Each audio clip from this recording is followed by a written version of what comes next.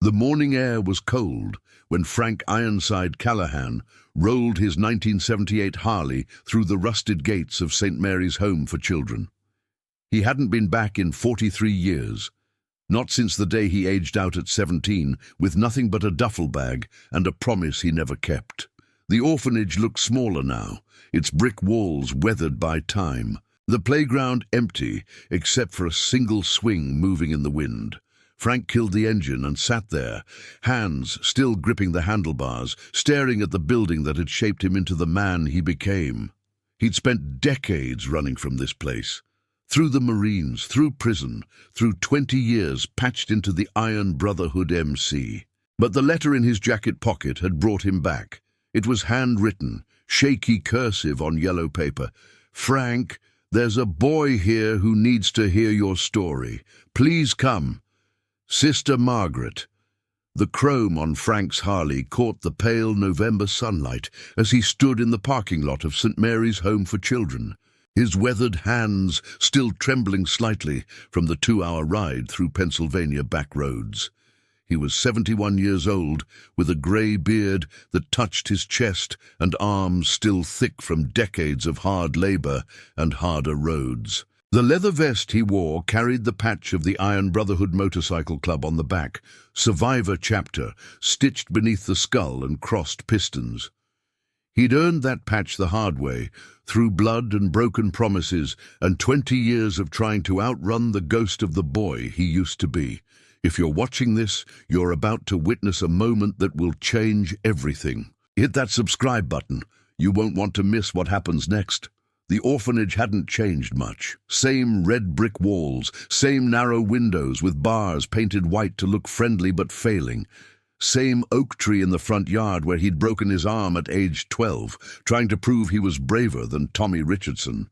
Tommy had been adopted 3 months later. Frank had stayed until he aged out. He pulled the letter from his jacket and read it again, though he'd memorized every word during the ride.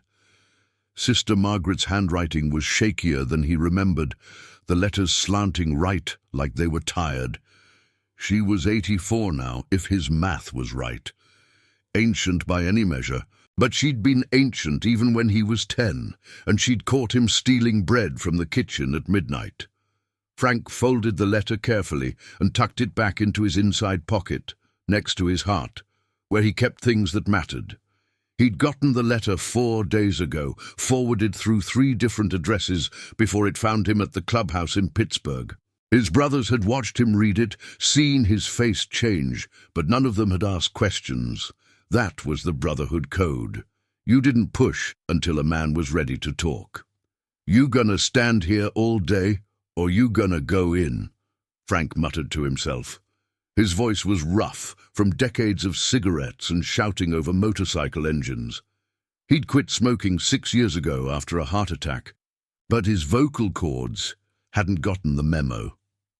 The front door of the orphanage opened, and a woman stepped out. Sister Margaret. She was smaller than he remembered, bent with age, her habit replaced by simple dark clothing and a small cross around her neck. But her eyes were the same sharp blue that had seen through every lie he'd ever told as a boy.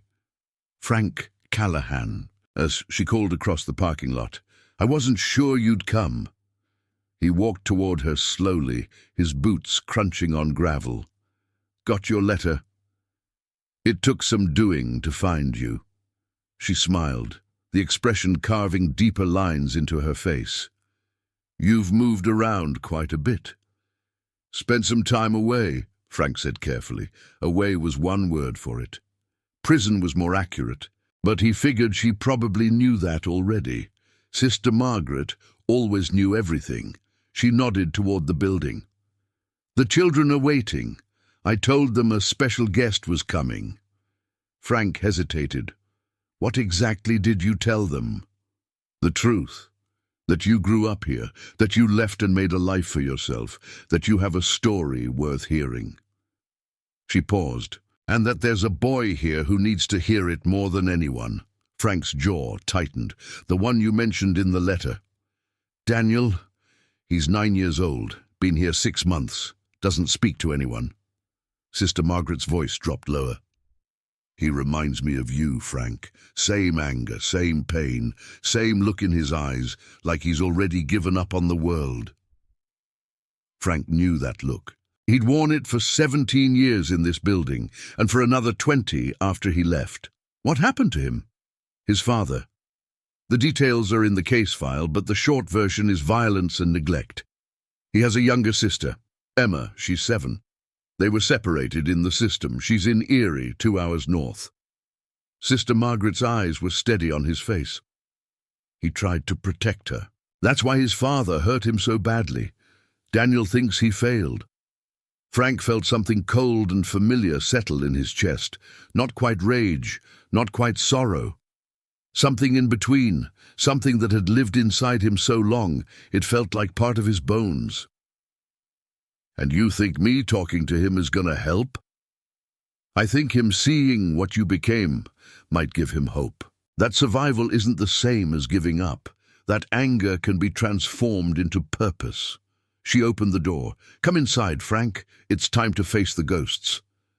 Frank followed her into the building, and the smell hit him immediately.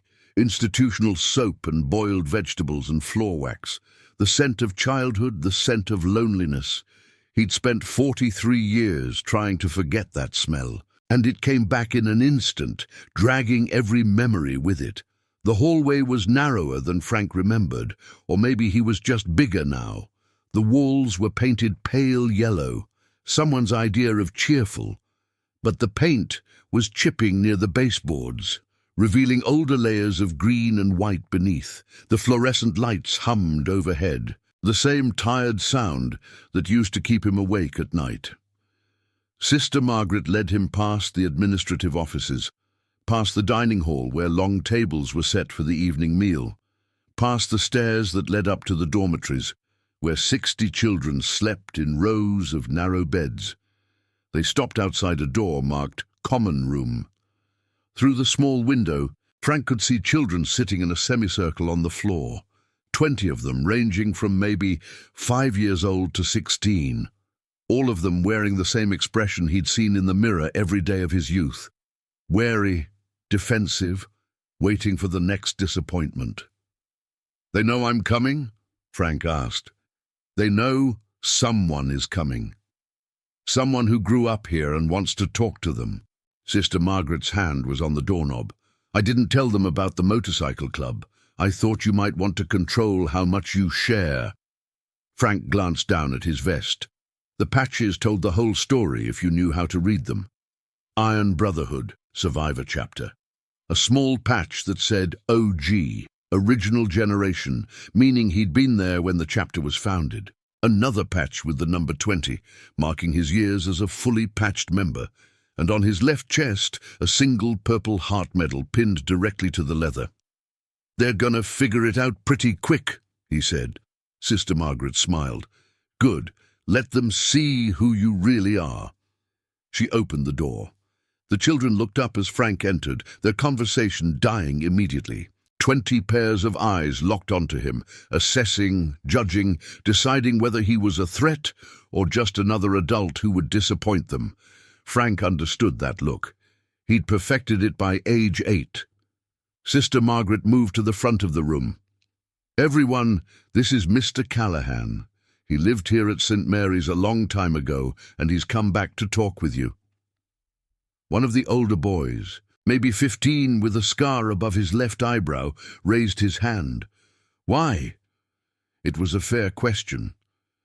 Frank stepped forward, his boots heavy on the old wooden floor. Because Sister Margaret asked me to. And because 43 years ago I left this place swearing I'd never come back. But sometimes you gotta face the things you've been running from. He scanned the room, taking in each face. Most of the children sat together in small groups, the natural alliances that formed in places like this. But one boy sat alone, apart from the others, his back against the wall. He was thin, maybe 9 years old, with dark hair falling across his eyes and bruises on his knuckles that looked recent. Their eyes met for a moment, and Frank recognized something in the boy's expression. The same emptiness he'd carried at that age, the same conviction that nothing would ever get better, so why bother hoping? That had to be Daniel. Frank moved to the center of the semicircle and lowered himself to the floor, his knees popping loudly. A few of the younger kids giggled. "Yeah, I'm old," Frank said. "That's what happens when you survive long enough." Things start making noise. He settled, cross-legged, his vest creaking. "I came here when I was 6 years old. My parents died in a car accident. Drunk driver hit them head-on. I didn't have any other family, so I ended up here." The room was silent now, every child watching. Even Daniel had lifted his head slightly. "I was angry," Frank continued. "Angry at my parents for dying. Angry at God for letting it happen. Angry at every kid in this room who had a family coming to visit them on Sundays while I sat here with nobody." He paused, the memory still sharp after all these years. "I spent 11 years in this building. 11 years watching other kids get adopted while I got passed over. You know what they told me?" The 15-year-old with the scar spoke up. "That you were too old." That I had behavioral problems," Frank corrected, which was just a nice way of saying I was angry and broken, and nobody wanted to deal with that. He looked around the room. "How many of you have heard something similar?" Slowly, hands began to rise. More than half the children. Daniel's hand stayed down, but his eyes were locked on Frank now. "Yeah," Frank said quietly. "That's what I thought." Frank leaned back slightly, his hands resting on his knees. The common room was warm, almost stuffy, but he didn't take off his vest. These kids needed to see the patches, needed to understand the journey. "When I turned 17, St. Mary's gave me $300, a duffel bag with some clothes, and showed me the door. That was it. 17 years old, no family, no job prospects, no idea how to survive in the real world." He watched the older children's faces. They knew this story was coming for them too. "I slept on a bench for 3 nights. Then I walked into a Marine Corps recruiting station and signed up. Figured if I was going to be angry, I might as well point it at something useful." One of the girls, maybe 13 with her hair in tight braids, asked, "Did it help? The Marines?" Frank considered the question. "It gave me structure. Taught me discipline, showed me I was capable of more than I thought, but it didn't fix the anger. Nothing fixes that except deciding to let it go." He touched the purple heart on his chest. "I did 2 tours in Vietnam, got shot in the leg during an ambush outside Da Nang, spent 4 months in a hospital in San Diego, hopped up on morphine for the pain. That's where it started." The children were leaning forward now, captivated. Even Daniel had shifted position, his full attention on Frank. "Started what?" the 15-year-old asked. Frank's voice was steady, matter of fact. "My addiction. I got hooked on the painkillers in the hospital. When they cut me off, I found heroin, spent 2 years chasing that high, stealing to pay for it, losing every shred of dignity I had left." Sister Margaret stood quietly by the door, her hands folded, her face composed. She'd known this part of the story, but she let Frank tell it his way. "Eventually I got caught robbing a convenience store, had a gun, but it wasn't loaded. I wasn't trying to hurt anybody, just needed money. Judge gave me 5 years in state prison." He paused, letting that sink in. "I was 24 years old, a veteran with a Purple Heart, and I was doing time in a 6x8 cell. One of the younger boys, maybe 7, asked in a small voice, 'Were you scared?' Frank smiled grimly. Terrified. Prison is no place for somebody still trying to figure out who they are. But I made a decision in that cell. I decided I was tired of being angry at the world, tired of blaming everybody else for my problems. So I got clean, got my GED, started lifting weights, started reading everything I could get my hands on. We're filming this in Pennsylvania, and it's 3:47 p.m. on a Tuesday afternoon. The temperature just dropped to 34 degrees, and something is about to happen that nobody in this room will ever forget. When I got out, Frank continued, I was 29 years old. No job, no family, no place to live. But I was clean, and I was determined to stay that way.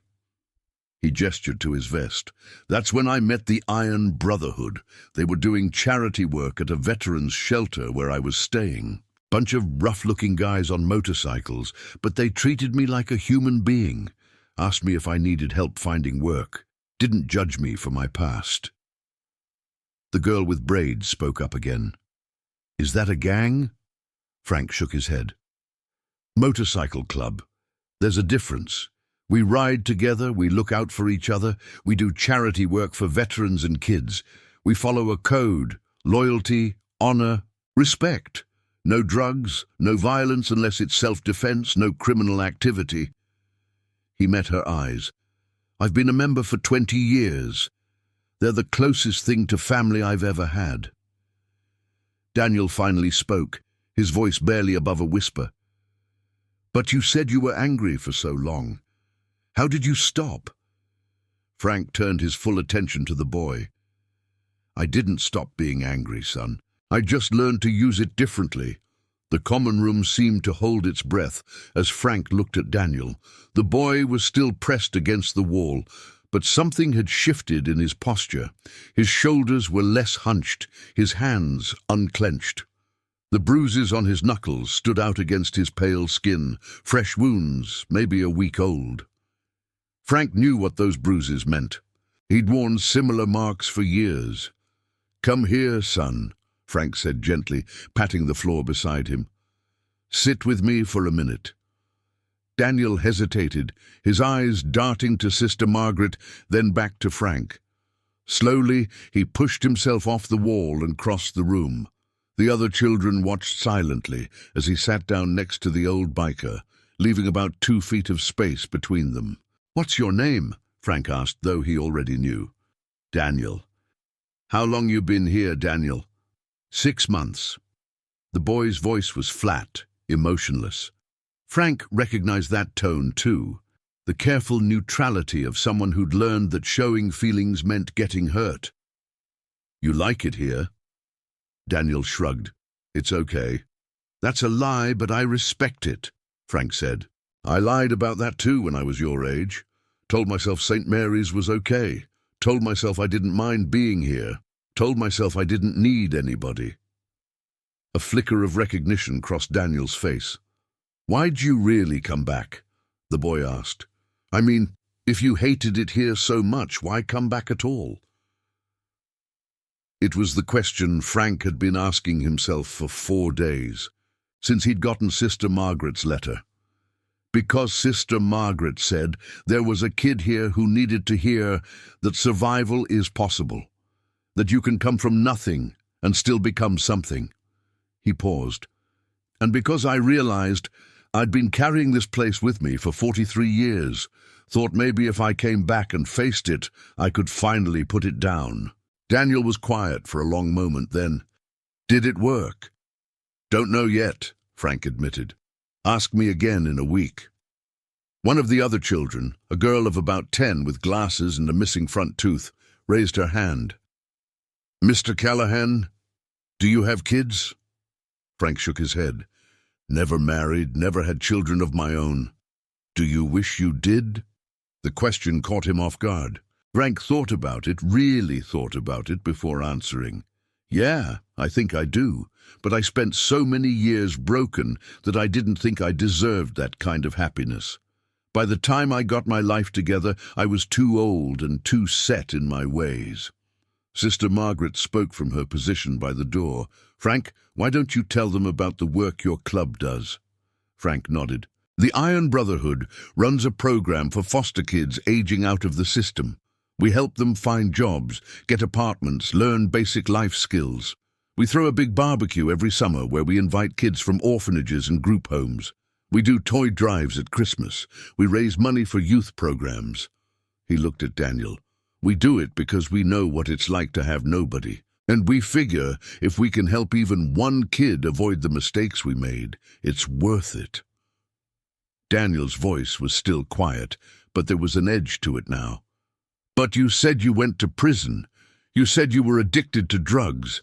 How are you supposed to help anybody when you messed up that bad?" It was a fair question, a hard question. Frank respected the boy for asking it. "Because I survived it," Frank said simply. "Because I know what rock bottom looks like, and I know what it takes to climb back out. Because I'm living proof that your past doesn't have to define your future." He leaned closer. "Daniel, I'm going to tell you something nobody told me when I was your age. Are you listening?" The boy nodded. "Your anger is valid. Whatever happened to you, whatever brought you here, you have every right to be angry about it, but you get to choose what you do with that anger. You can let it eat you alive, or you can use it as fuel to build something better." Daniel's eyes were wet now, though no tears had fallen. "What if I don't know how?" "Then you find somebody who does, and you learn from them," Frank said. "That's what I did. That's what my brothers in the club did for me. That's what Sister Margaret is trying to do for you by bringing me here." He glanced at the old nun, who nodded encouragingly. Frank turned back to Daniel. "I came here today to tell you kids that you're not alone, that people care about you, even if it doesn't feel like it right now, that your story isn't over just because it had a rough beginning." Daniel's next words came out in a rush, like he'd been holding them inside for months. "I tried to protect my little sister. That's why my dad hurt me. He said I was trying to be the man of the house, but I wasn't good enough. He said—" The boy's voice cracked, broke. "He said I failed her." Frank felt the old familiar rage rising in his chest, the kind that had gotten him into trouble for decades, but he kept his voice calm, steady. "Where's your sister now?" "Foster home in Erie. They split us up. Said it was better for her to be with a family, and there weren't any families that wanted both of us." Daniel wiped his eyes roughly with the back of his hand. "Her name is Emma. She's 7 years old. She likes drawing and she's scared of thunderstorms and she—" His voice broke again. "She needed me and I couldn't protect her." Frank put his hand on the boy's shoulder, feeling the thin frame beneath the oversized sweater. "Listen to me, son. You didn't fail your sister. You stood between her and your father. You took hits meant for her. That's not failure, that's heroism. But she's gone now." "No," Frank said firmly. "She's 2 hours away. That's not gone. That's just distance, and distance can be closed." Daniel looked up, his eyes desperate with hope and fear in equal measure. "They won't let me see her. They said maybe in 6 months if I show good behavior and stability." Sister Margaret stepped forward. "That's the official policy, yes. But Frank, perhaps you'd like to share what we discussed on the phone." Frank had been planning to wait, to gauge whether the boy was ready. But looking at Daniel's face, seeing the same desperate need he'd felt at that age, the need for family, for connection, for proof that he mattered to someone, he made a decision. "I made some calls before I came here today," Frank said. "Talked to some people I know in the system, called in some favors." Daniel's eyes widened. "What kind of calls?" "The kind that gets things moving faster than they normally would, the kind that makes people reconsider their policies about sibling separation." Frank pulled out his phone, a beat-up flip model held together with electrical tape, and showed Daniel a text message. It was from someone named Skinner, sent 3 hours ago. "Transfer approved. Guardian angel to St. Mary's. ETA tomorrow, 8 a.m. Daniel stared at the message, his mouth opening and closing without sound. Finally, "That's her. Emma. She's coming here." "Tomorrow morning," Frank confirmed. 8 a.m. You can wait for her in the front hall if you want." The boy's face crumpled, tears streaming freely now. "You're lying. They don't do that. They said it would take months. They said—" "I don't lie to kids," Frank said firmly. "Not anymore. Your sister will be here tomorrow morning. You'll share a room in the family wing. Sister Margaret already has it set up."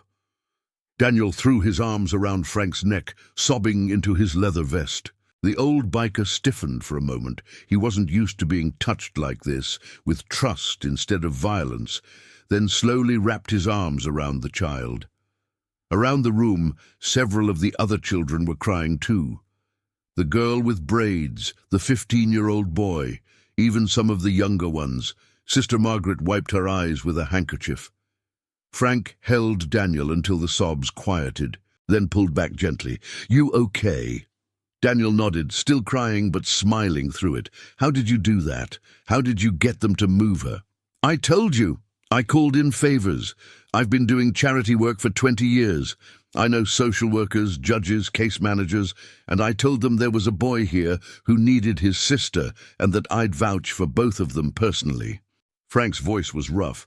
"Sometimes the system moves slow because nobody's pushing, so I pushed."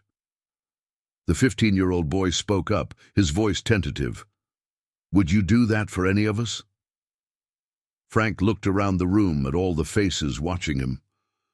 "Yeah," he said, "I would. That's why I'm here. That's why I came back to this place after swearing I never would. Because every kid in this room deserves somebody who'll fight for them."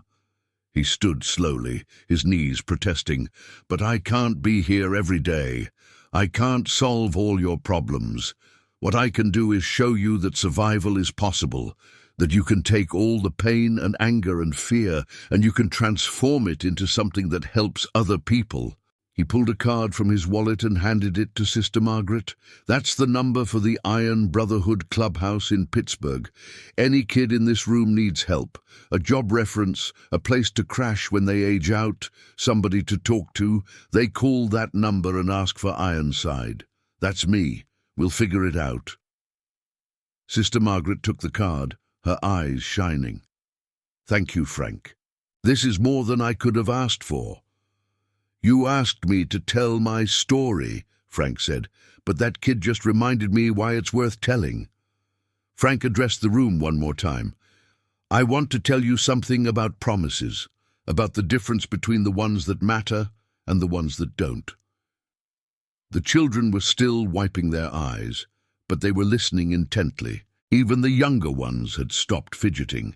"When I left this place at 17, I made a promise to myself.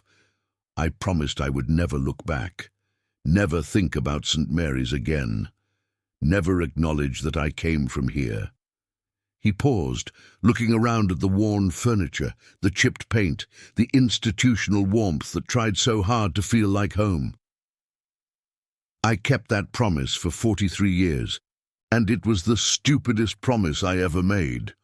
Daniel, still sitting beside him, asked, "Why?" "Because running from your past doesn't make it disappear. It just means you carry it with you everywhere you go, this invisible weight pressing down on your shoulders, making everything harder."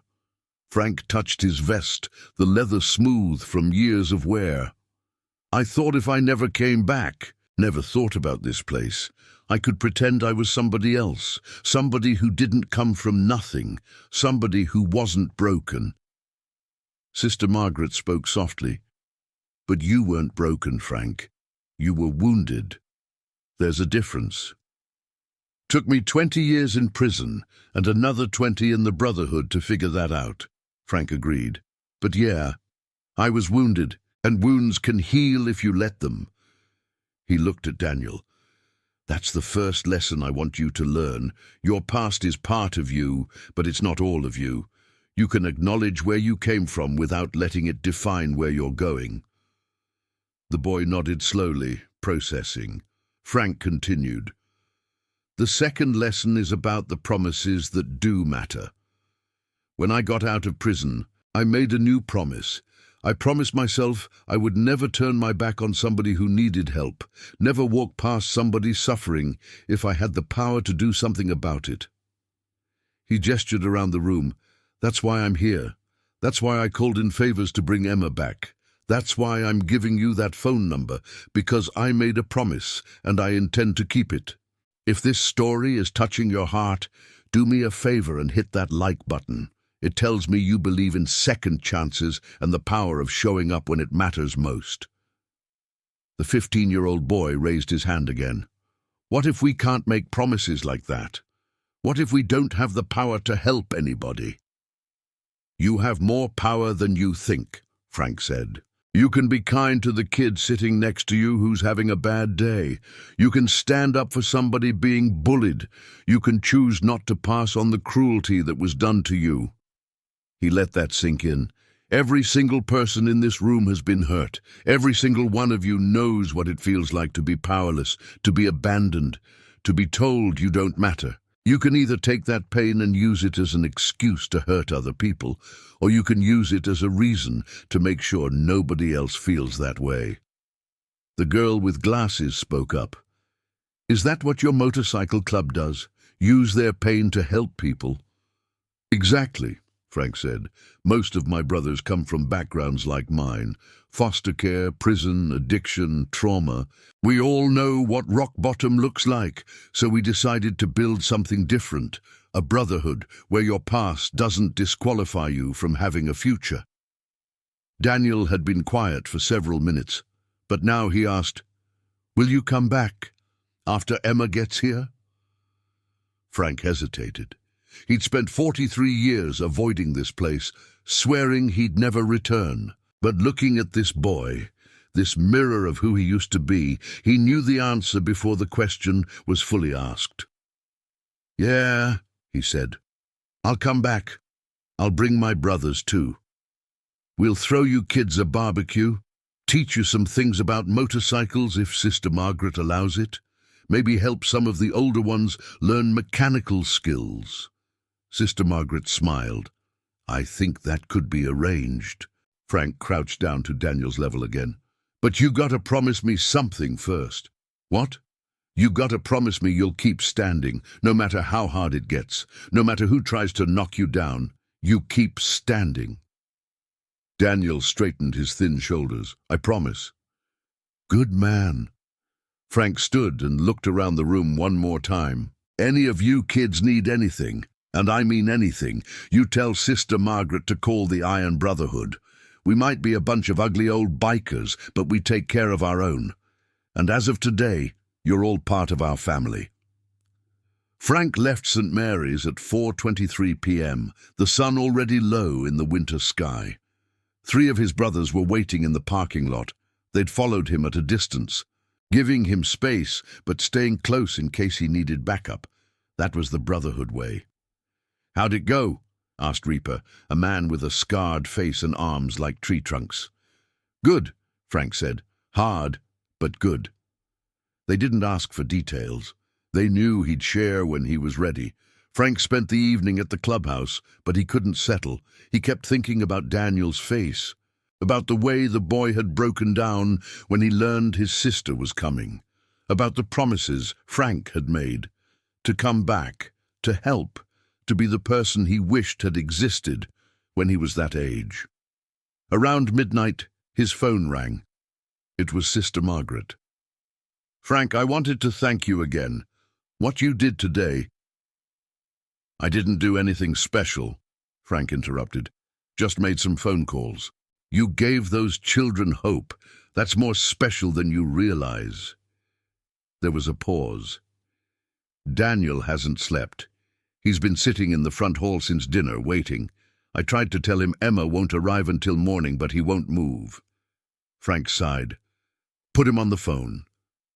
A moment later, Daniel's voice came through, small and uncertain. "Hello? Kid? It's Frank. Sister Margaret says you're camping out in the hall. I don't want to miss her. What if she comes early? She won't come until 8 a.m.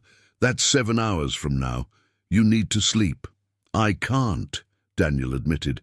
"Every time I close my eyes, I think it's not real, that I'm going to wake up and she won't be coming." Frank understood that fear intimately. "Listen to me. I'm going to be there at 7 a.m., an hour before she arrives. I'm going to wait with you. But you need to sleep because Emma's going to need you to be strong tomorrow. Can you do that for her?" There was a long silence, then, "Okay." "Okay," Now go to bed. I'll see you in the morning." Frank hung up and looked at his brothers. "I need to be somewhere at 7 a.m. Reaper grinned. "We figured. We'll ride with you." The rest of the night passed slowly. Frank tried to sleep but couldn't. Too many memories, too many emotions he'd kept buried for decades. At 5:00 a.m. he gave up, showered, and put on his cleanest vest. At 5:47 a.m. he was on his bike, the engine rumbling in the pre-dawn darkness. Reaper, Skinner, and Diesel followed, their headlights cutting through the Pennsylvania morning. They arrived at St. Mary's at 6:47 a.m. The sun was just beginning to rise, painting the sky in shades of orange and pink. Frank parked his bike and walked to the front entrance. The door was unlocked. Inside, Daniel sat on a bench in the front hall, wearing clean clothes and with his hair combed for the first time since Frank had met him. The boy looked up as Frank entered. "You came. Told you I would." Frank sat down beside him. "How you feeling?" "Scared," Daniel admitted. "What if she doesn't remember me? What if she's mad that I couldn't protect her? What if—" "She's your sister," Frank said firmly. "She's been waiting for this moment just as much as you have. Trust me." They sat in silence for a few minutes. Then Daniel asked, "Do you think my dad will try to find us?" Frank's jaw tightened. "Your father is in prison, son. He won't be bothering you or Emma." "How do you know that?" "Because I checked. Called a friend in the district attorney's office last night. Your father took a plea deal. 15 years. No possibility of parole for at least 7. Frank's voice was hard. "He can't hurt you anymore." Daniel absorbed this information, his shoulders relaxing slightly. Good. At 7:30 a.m., Sister Margaret appeared with coffee and pastries. "Thought you boys might be hungry." Reaper, Skinner, and Diesel had come inside and were standing near the door, trying to look less intimidating and failing. Sister Margaret handed them coffee with a smile. "Thank you for coming. It means a great deal." At 7:52 a.m., Daniel stood up, pacing to the window. What if the van breaks down? What if there's traffic? What if— "Kid," Frank said gently, "breathe."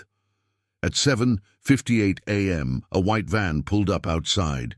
Daniel ran to the door, pressing his face against the glass. Frank stood behind him, his hand on the boy's shoulder. The van door opened. A social worker stepped out first. A young woman in her late 20s with a clipboard and a tired expression that suggested she'd been driving since before dawn. Her name tag read, Jennifer Moss, Child Protective Services. She wore a navy blazer over jeans, practical shoes, and carried herself with the weary efficiency of someone who'd processed too many cases and seen too many broken families. She opened the side door of the van, and a small girl emerged, clutching a stuffed rabbit to her chest. The rabbit was grey, worn from years of being held, one ear slightly torn and sewn back with mismatched thread. The girl had dark braids that hung past her shoulders, secured with pink elastic bands. She wore a jacket that was 2 sizes too big, the sleeves covering her hands completely, and pink sneakers with cartoon characters on the sides.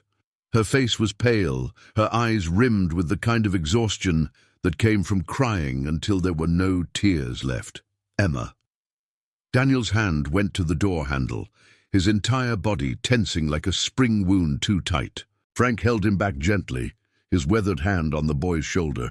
"Wait until she's on the steps. Let her see you through the glass first. Give her a moment to process." Daniel nodded jerkily, his breath fogging the window glass, his palms pressed flat against the cold surface.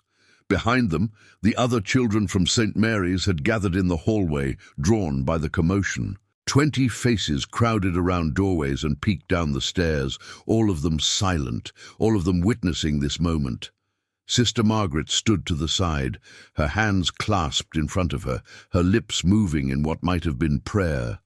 Reaper, Skinner, and Diesel had positioned themselves near the back of the hall, trying to appear less intimidating by staying in the shadows. But their presence was felt. solid, protective, ready. The social worker walked Emma toward the building, speaking quietly to her. Frank couldn't hear the words, but he recognized the tone, gentle, reassuring, the voice adults used when they were trying to prepare a child for something overwhelming. Emma's eyes were on the ground, her steps hesitant, like she was walking toward something she both desperately wanted and deeply feared. Her free hand gripped the social worker's fingers tightly. Then she looked up. Her gaze went immediately to the window, to the face pressed against the glass. She stopped walking so suddenly that Jennifer Moss nearly stumbled. Emma's mouth opened slightly, her eyes widening, the stuffed rabbit slipping from her grasp. For 3 seconds, Frank counted them, felt each one stretch into eternity. She simply stared, processing, believing, hoping. Then her entire body transformed. Her shoulders straightened, her face broke into a smile so bright it could have lit the morning, and she screamed, "Danny!" She broke free from Jennifer's hand and ran. Not the careful, hesitant steps of a moment before, but a full sprint. Her too big jacket flapping behind her, her braids bouncing, her sneakers slapping against the concrete sidewalk. Daniel yanked the door open with such force that it banged against the wall. He hit the front steps at a sprint, taking them 3 at a time, nearly tripping on the last one, but catching himself and launching forward. They collided in the middle of the sidewalk, with an impact that should have knocked them both down. Instead, they held each other upright, Emma's arms wrapped around Daniel's neck in a death grip, Daniel's arms circling his sister's waist, lifting her completely off the ground. Both of them were crying. Not the quiet, restrained tears that children in the system learn to hide, but loud, gulping sobs that came from somewhere deep and long buried. Emma's legs wrapped around Daniel's waist, and he spun her around once, twice, his face buried in her shoulder, his thin frame shaking with the force of his emotion. "I missed you," Emma sobbed into his neck. "I missed you so much I thought I'd never see you again. They said maybe, but they wouldn't tell me when, and I'm sorry." Daniel was saying over and over like a prayer.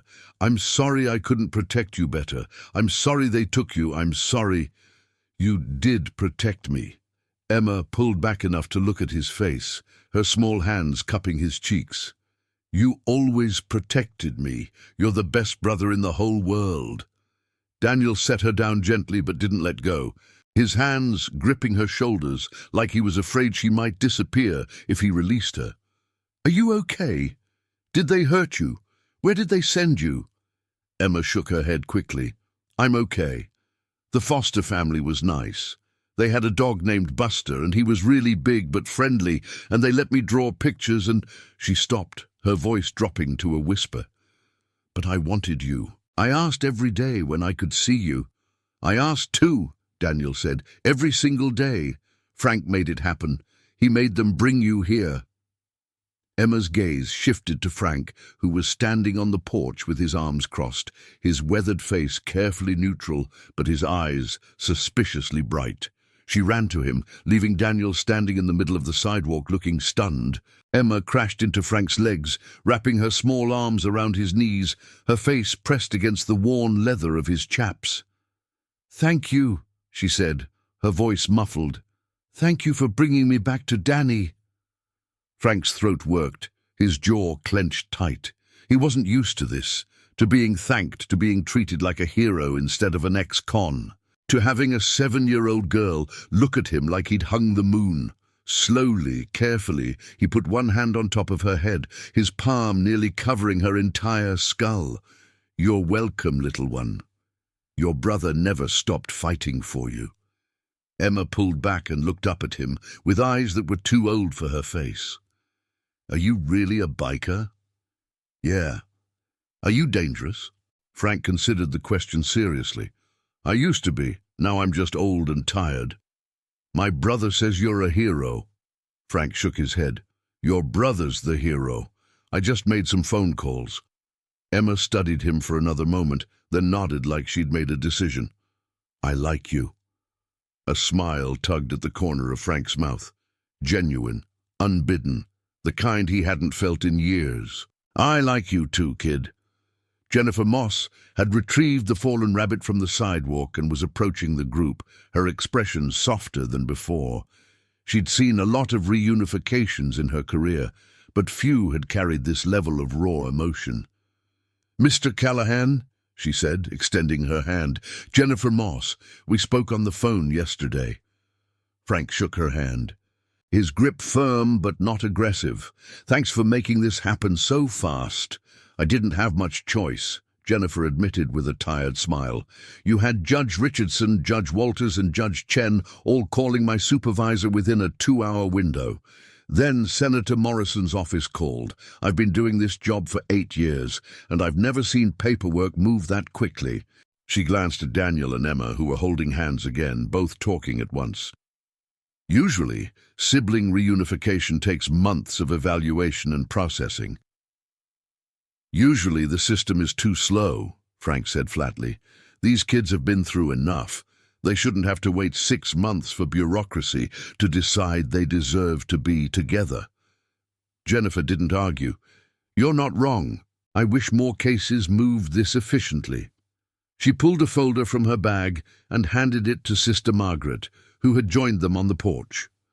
"Transfer paperwork.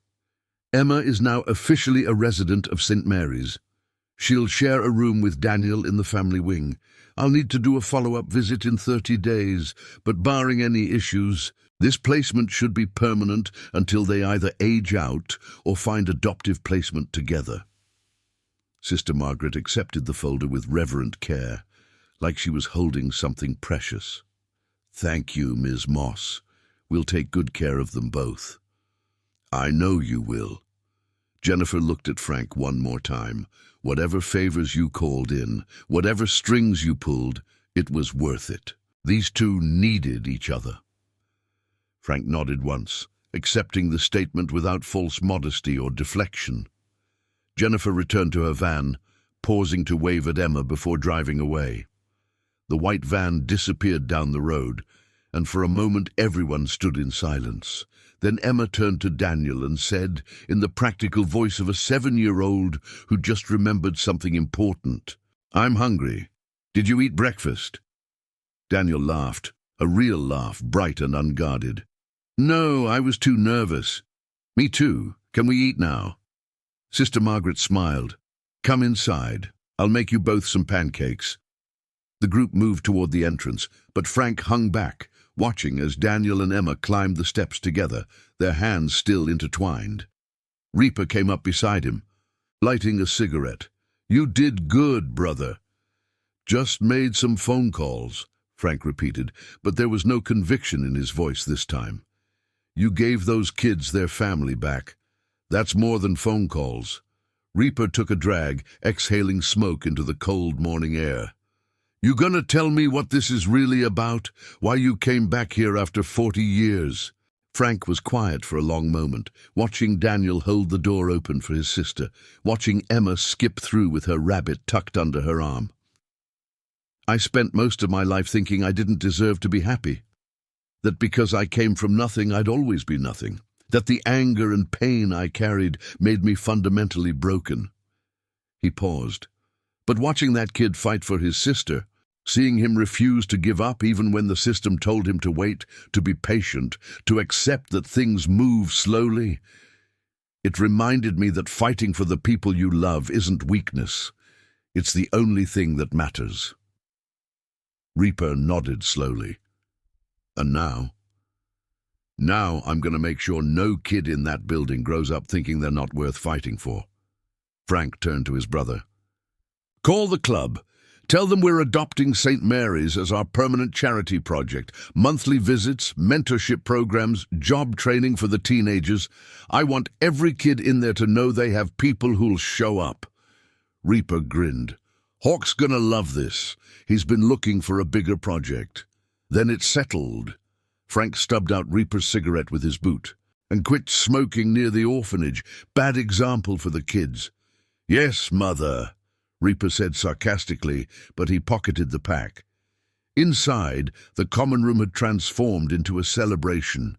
Children who'd been quiet and withdrawn during Frank's first visit were now laughing, playing, gathering around Daniel and Emma like they were celebrities. Emma was showing her rabbit to a group of younger girls, explaining his name, Mr. Whiskers, and his backstory. He was a brave knight who protected her from nightmares. Daniel was fielding questions from the older boys about Frank and the motorcycles, and whether it was true that bikers could fix anything. Sister Margaret had indeed made pancakes, 24 of them, stacked high on platters with butter and syrup. She'd also brewed fresh coffee, knowing Frank and his brothers would need it after their early morning ride. Frank accepted a cup gratefully, the warmth seeping into his cold hands. Emma approached him shyly, Mr. Whiskers tucked under her arm. "Mr. Frank, can I ask you something?" "Sure, kid. Why did you help us? You don't even know us."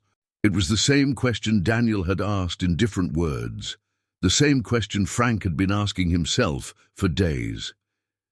He crouched down to her level, his knees protesting but holding. "You want the truth?" Emma nodded solemnly. "When I was your brother's age, I lived here at St. Mary's. I was angry and scared and alone, just like Daniel was. And nobody came to help me. Nobody fought for me. Nobody made phone calls or pulled strings or did anything to make my life better." He paused, making sure she was following. "I spent 40 years being angry about that, and then your brother reminded me that anger is just wasted energy if you don't use it to help somebody else." Emma processed this with the seriousness of someone much older. "So you helped us because nobody helped you?" "Something like that." "That's really nice." She hugged Mr. Whiskers tighter. "When I grow up, I'm going to help people too, like you do."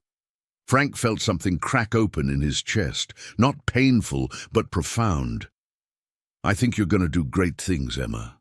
She smiled and skipped back to her brother, who was eating pancakes like he hadn't seen food in a week. Sister Margaret sat down beside Frank, her own cup of coffee steaming. "That was beautiful what you told her. Just the truth. The truth can be beautiful."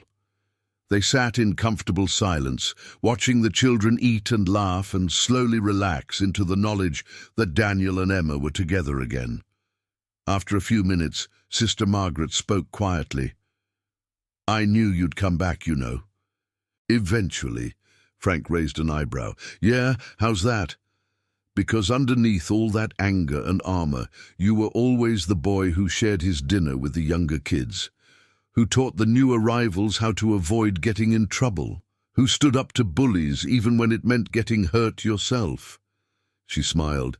"You spent 40 years running from that boy, Frank, but he was always worth coming back to." Frank's throat was tight, his eyes burning. He didn't trust himself to speak, so he just nodded. Around them, the celebration continued. Children who'd been strangers a week ago were now tentative friends, united by the miracle they'd just witnessed. Daniel and Emma sat together on the floor, their shoulders touching, eating pancakes and whispering to each other like they were sharing the secrets of the universe. And maybe they were. Maybe every moment of reunion, every instance of family choosing family, every act of love triumphing over a system designed to keep people apart, maybe those were the real secrets, the ones worth fighting for, the ones worth coming home for. Frank Callahan had spent 43 years running from St. Mary's Home for Children, but as he sat in the common room drinking coffee and watching Daniel and Emma begin to heal, he realized something fundamental. He wasn't running anymore. He was exactly where he needed to be. True to his word, Frank returned to St. Mary's the following Saturday. But he didn't come alone. At 11:47 a.m., the sound of motorcycle engines echoed through the quiet Pennsylvania neighborhood like rolling thunder.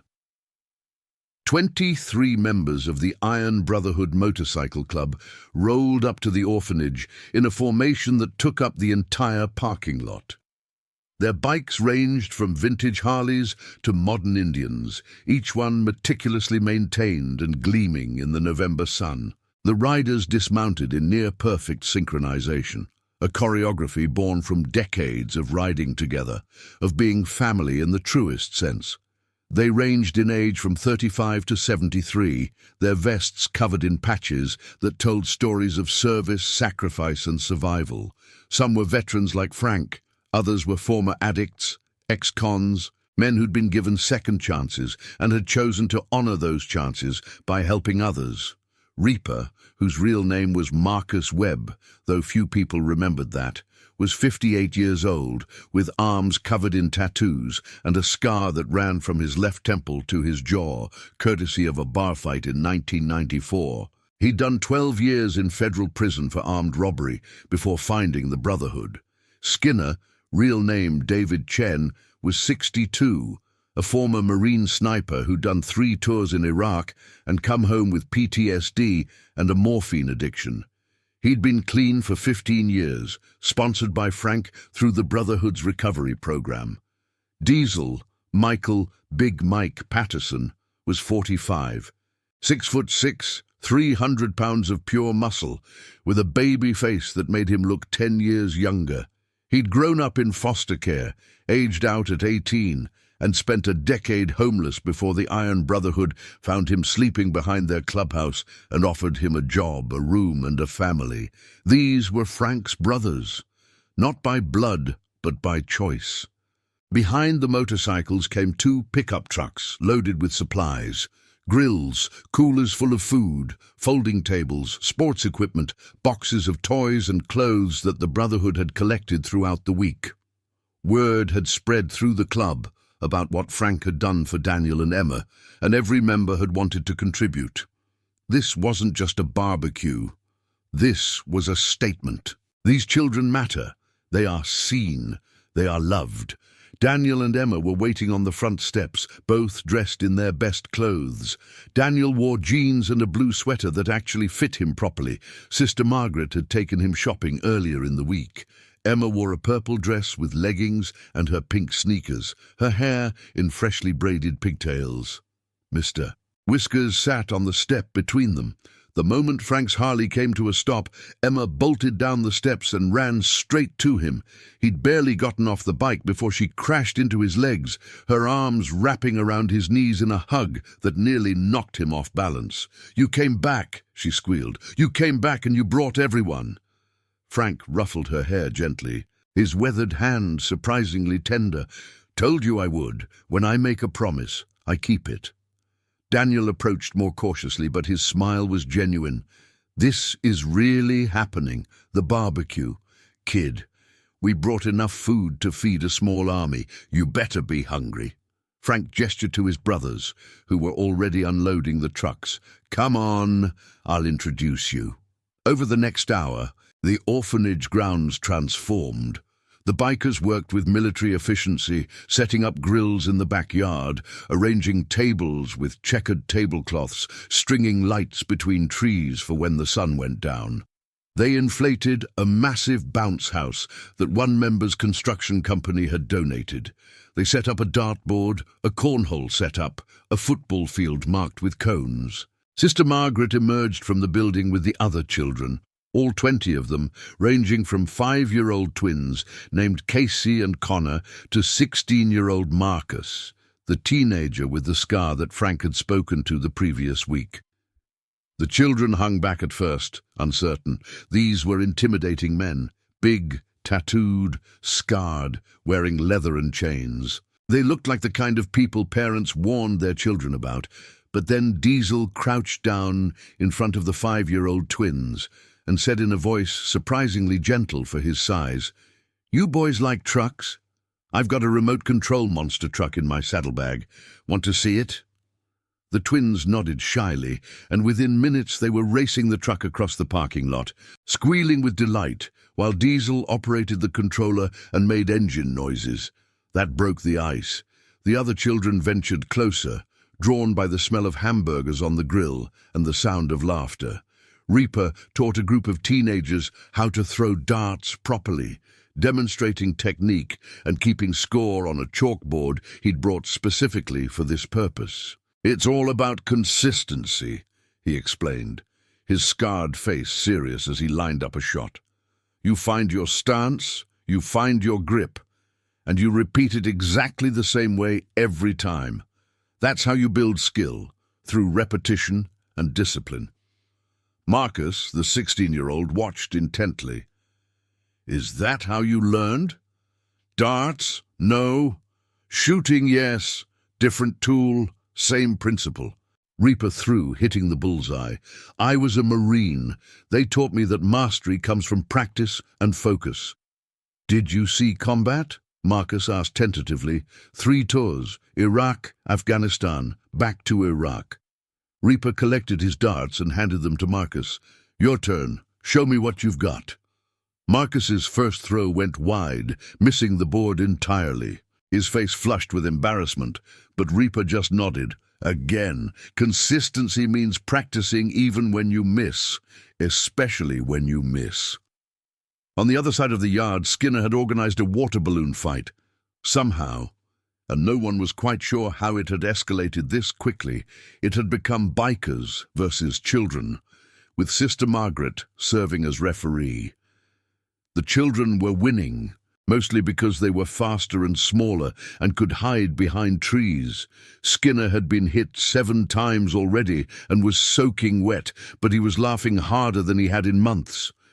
"Tactical retreat!" he shouted, diving behind a grill for cover. "We need reinforcements." "No reinforcements," a 10-year-old girl named Sophia shouted back. "Surrender or face annihilation." Never surrender. Skinner lobbed a balloon that sailed over Sophia's head and exploded against a tree. The children screamed with laughter and charged, pelting him with balloons until he raised his hands in defeat. Okay, I surrender! You win!" Sophia and her team cheered, doing a victory dance that involved a lot of jumping and spinning. Skinner stood up, water dripping from his vest, and bowed formally. "You fought well, warriors. I accept my defeat with honor." Across the playground, Diesel had been recruited for a tea party. 3 little girls, Emma included, had set up a card table with plastic teacups and stuffed animals. They'd draped a pink tablecloth over it and arranged cookies on paper plates. Diesel sat on a chair that was far too small for him, his knees nearly touching his chest, while the girls poured imaginary tea and discussed very serious matters. "Mr. Diesel," Emma said formally, "would you like sugar in your tea?" 2 lumps, please," Diesel replied, his deep voice incongruous with the delicate setting. "And Mr. Whiskers also takes 2 lumps, Emma added, adjusting the rabbit's position. "He's very particular about his tea." "I respect that. A gentleman should know his preferences." Diesel pretended to sip from the tiny cup, his pinky finger extended. "Excellent brew. My compliments to the chef." The girls giggled, and one of them, a 6-year-old named Hannah with glasses, leaned forward conspiratorially. "Mr. Diesel, are you really a biker?" "Yes, ma'am." "Are bikers scary?" Diesel considered the question seriously. "Some people think so. But mostly we're just people who like motorcycles and taking care of our friends." "Do you have any friends here?" Hannah asked. "I do now," Diesel said, gesturing to the 3 girls.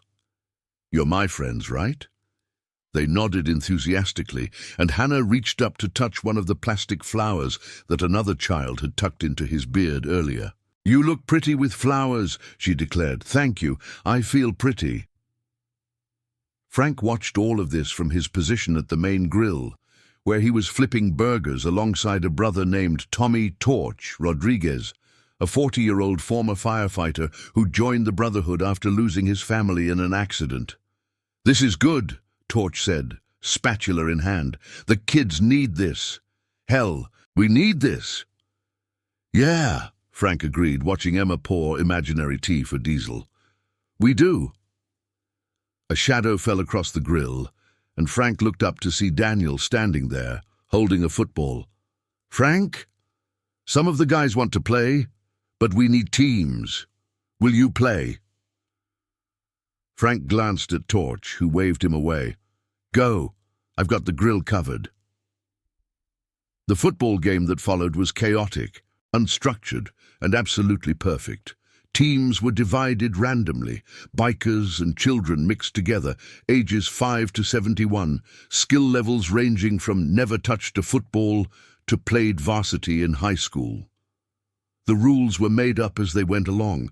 Daniel ended up quarterbacking one team, with Reaper as his main receiver. Marcus quarterbacked the other team, with Frank protecting him as an offensive lineman, despite being decades past his prime. "Hike!" Daniel called, and the play dissolved into beautiful chaos. Children ran in every direction, bikers tried to cover them while being gentle, and somehow the ball ended up in the hands of 7-year-old Connor, who ran it 15 yards before being tagged by Skinner. "Touchdown!" Connor screamed, spiking the ball with more enthusiasm than accuracy. His team cheered, lifting him onto their shoulders, lifting him as high as a group of children and one biker could manage. Frank's team huddled up. "Okay," Marcus said, drawing plays in the dirt with a stick. "We need a strategy." "I've got a strategy," Frank said. "Give the ball to the kids and let them score. Everyone wins." Marcus grinned. "That works too." By the time the sun began to set, painting the Pennsylvania sky in shades of orange and purple, everyone was exhausted and happy. The children had played harder than they had in months, fueled by hot dogs and hamburgers and an unlimited supply of soda that Sister Margaret had allowed for this special occasion. The bikers were equally tired, their faces flushed from running around with children who had infinite energy. Reaper had taught 8 teenagers the basics of dart throwing and promised to bring a proper set next month. Skinner had lost the water balloon fight, but won the hearts of a dozen children, who now called him Uncle Skinner and demanded he come back soon. Diesel's beard still had 3 plastic flowers in it, and he'd declared he was keeping them there permanently because they make me look distinguished. Frank gathered everyone together as the light began to fade. All 20 children, all 23 bikers, and Sister Margaret stood in a loose circle in the backyard, the smell of charcoal still lingering in the air. "I want to say something," Frank began, his voice carrying across the yard. "A week ago, I came here for the first time in 43 years. I was scared. I was angry. I didn't know what I was walking into." He looked at Daniel and Emma, who were standing together holding hands. "But I met a boy who reminded me what courage looks like, who showed me that fighting for the people you love is the only thing that matters. And I met a girl who taught me that hope isn't stupid, it's necessary." Emma smiled, her face glowing in the fading light. "So my brothers and I talked and we made a decision," Frank continued. "The Iron Brotherhood is officially adopting St. Mary's as our permanent charity project. We'll be here once a month for barbecues, game days, whatever you kids want. We'll help the teenagers learn job skills, mechanics, welding, carpentry, whatever interests you. And when you age out, we'll make sure you have a job waiting and a place to live." Sister Margaret's hand went to her mouth, her eyes filling with tears. "We're also setting up a scholarship fund," Reaper added, stepping forward. "Any kid here who wants to go to college or trade school, we'll help make it happen. You've got a family now, whether you knew it or not." Marcus, the 16-year-old, raised his hand tentatively. "Why? Why do all this for us?" Frank looked at him directly. "Because 43 years ago, I was where you are. Angry, scared, convinced nobody cared, and nobody did help me. I had to figure it all out alone, and I made a lot of mistakes because of it." He paused. "You kids don't have to make those same mistakes. You don't have to figure it out alone. You've got us now." The circle was silent for a moment. Then Sophia, the 10-year-old who'd led the water balloon assault, spoke up. "Does this mean we're part of your family?" "Yeah," Diesel said, his deep voice gentle. "That's exactly what it means." Sophia ran forward and hugged him, and that opened the floodgates. Children rushed toward the bikers, hugging whoever was closest, laughing and crying and chattering all at once. Emma attached herself to Frank's leg again, and Daniel stood beside him, his eyes red, but his smile genuine. Thank you, Daniel said quietly, for everything, for Emma, for this, for showing me that good people still exist. Frank put his hand on the boy's shoulder. Good people exist everywhere, son. Sometimes you just have to look for them, or become one yourself. As the Iron Brotherhood packed up their grills and loaded the trucks, the children helped, carrying folding chairs and collecting trash, and chattering about what games they wanted to play next month. The sense of family, of belonging, was palpable. Sister Margaret approached Frank as he secured the last cooler to his Harley. "You've changed these children's lives today. You know that, right?" "We just threw a barbecue." Frank deflected, but there was no conviction in his voice. "You gave them hope. You showed them that people will fight for them, that they matter, that they have a future worth looking forward to." Sister Margaret's voice was thick with emotion. "That's more valuable than gold, Frank." He nodded, unable to speak past the lump in his throat. The Iron Brotherhood mounted their bikes, the engines rumbling to life in a synchronized thunder that echoed off the orphanage walls. Children lined the steps, waving and calling goodbyes, already counting the days until next month. Frank was the last to leave. He looked back one more time at St. Mary's Home for Children, the place that had defined him, haunted him, shaped him into the man he'd become. 43 years ago, he'd left this place swearing he'd never return, convinced that moving forward meant forgetting where he came from, but he'd been wrong. Moving forward meant carrying the past with purpose. It meant using the pain to help others. It meant becoming the person he'd needed when he was young. Daniel and Emma stood on the front steps, the last light of day casting long shadows behind them. Daniel raised his hand in a wave, and Emma blew a kiss. Frank returned the wave, kicked his Harley into gear, and rode toward the setting sun. Behind him, 20 children went to bed that night, believing in a future that looked brighter than it had in months. And ahead of him, an old biker finally understood what he'd been running from all these years. Not the pain of his past, but the possibility of his redemption. He wasn't running anymore. He was riding towards something better. And he was taking everyone who needed him along for the journey. Thank you for watching this story. If it touched your heart, please subscribe to this channel and hit that notification bell. We share stories about ordinary people doing extraordinary things, because sometimes the most powerful moments happen when someone simply shows up. See you in the next one.